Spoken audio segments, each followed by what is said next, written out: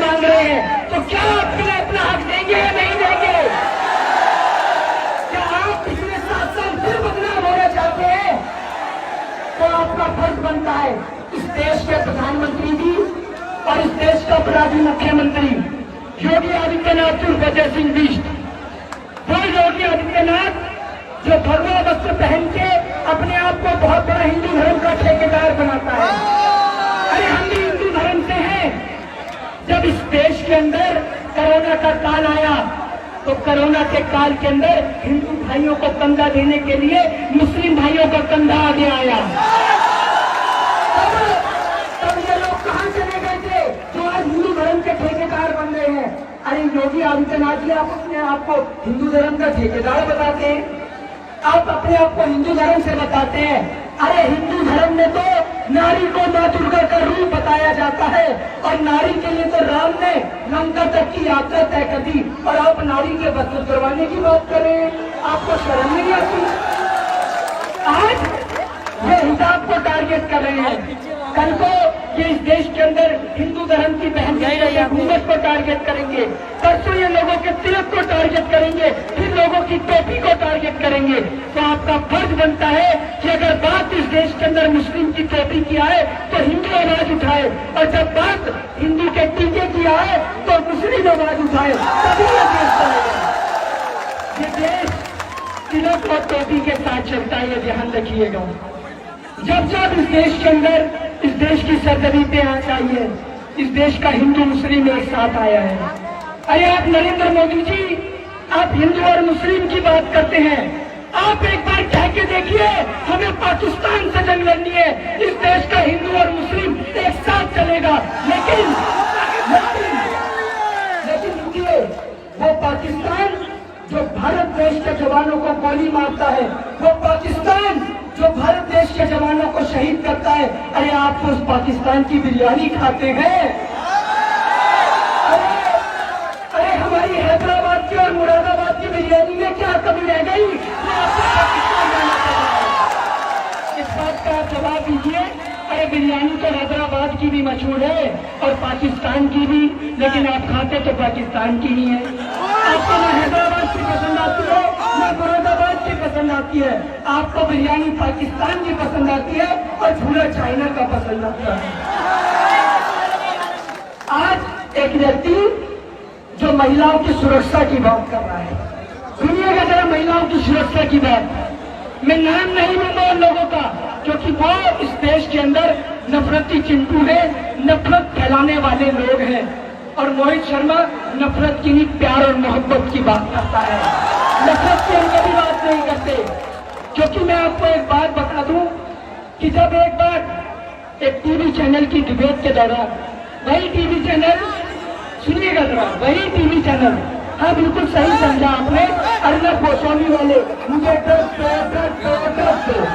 वही TV channel, वही देश की गोदी मीडिया, दलाल मीडिया, कि हमने फेंका कुछ ऐसा कि मोदी जी के लिए, ये मोदी जी कह रहे हैं देश की मीडिया के लिए कि हमने फेंका कुछ ऐसा कि बवाल कर दिया, कि हमने फेंका कुछ ऐसा कि बवाल कर दिया।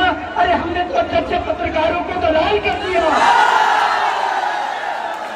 वही देश की मीडिया, गोदी मीडिया के टीवी चैनल पर जब पूछा जाता है कि भैया 1947 के अंदर जब इस देश का बंटवारा हुआ, तो जब मुसलमानों को एक देश मिल गया पाकिस्तान, तो सारे मुसलमान उस देश में क्यों नहीं चले गए?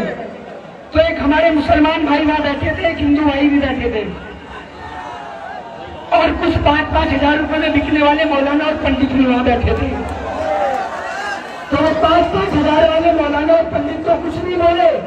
एक भाई बीच में से खड़ा होता है और बोलता है कि हमें एक ऐसा देश नहीं चाहिए जहां से सिर्फ मंदिर से घंटी की आवाज सुनाई दे, हमें सिर्फ एक ऐसा देश नहीं चाहिए जहां सिर्फ मस्जिद ही मस्जिद हो और इस्लाम ही इस्लाम हो, हमें एक ऐसा देश चाहिए जहां से मंदिर से घंटी की आवाज आए और मस्जिद से अजान की आवाज आए। हिंदुस्तान चाहिए। आज इस हिंदुस्तान का नाम लिया जाता है, जिस देश के मुख्यमंत्री कहते हैं कटिमुल्ले शब्द का इस्तेमाल करते हैं, मुझे शर्म आती है उस प्रदेश के मुख्यमंत्री के ऊपर बोलने में। अरे मुख्यमंत्री जी, आप एक बात बताइए, कि आपकी पार्टी के नेता, अरे मैं मानता हूँ किसी नेता के अंदर बोलने का दम नहीं, लेकिन मोहित शर्मा कोई नेता नहीं, ये एक सामाजिक कार्यकर्ता जिसके अंदर बोलने का दम है। अरे आपकी पार्टी के नेताओं को और आपको अल्लाह अकबर से बड़ी तकलीफ है, लेकिन जब आपकी पार्टी के नेता दमाद मुस्लिम पकड़ के लाते हैं तो आपको तकलीफ नहीं होती भैया।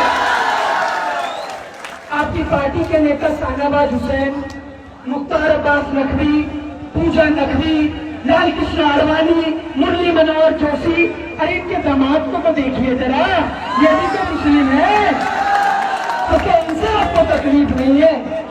इन्हें तकलीफ न हिंदुस्तान से है, न मुस्लिम से है, न सिख से है, न ईसाई से। असल में अंग्रेज एक सपना पूरा करना भूल गए थे हिंदुस्तान के अंदर। हिंदुस्तान को गुलाम तो बना लिया था, लेकिन एक सपना रह गया था उनके जहन में, और वो ये था हिंदुस्तान के टुकड़े करना। और आज उसी सपने को इस देश के अंदर भारतीय जनता पार्टी पूरा करना चाहती है। वो इस देश को तोड़ना चाहती है, वो इस देश को हिंदू के नाम पे तोड़ना चाहती है, मुस्लिम के नाम पे तोड़ना चाहती है। मैं उन्हें बता देना चाहता हूँ कि ये धरती मौलाना अब्दुल कलाम आजाद की है, ये धरती अशफाकुल्लाह खान की है, ये धरती राजगुरु सुखदेव और भगत सिंह की है, और माँ की कसम खाते हैं और सौगंध इस धरती की खाते हैं। अगर कोई भी इस हिंदुस्तान के टुकड़े करने का प्रयास करेगा तो बीच सच्ची और पार कर देंगे। हिंदुस्तान को बचाने की है।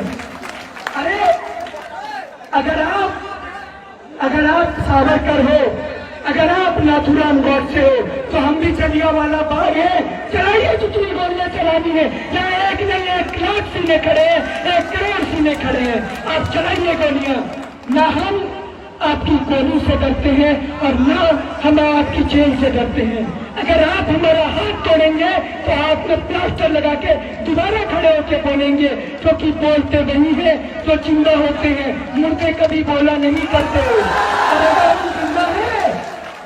अगर हम जिंदा है तो बोलेंगे और आखिरी सांस तक बोलेंगे, क्योंकि गीदड़ की 100 साल की जिंदगी से बेहतर है शेर की 1 साल की जिंदगी जीना।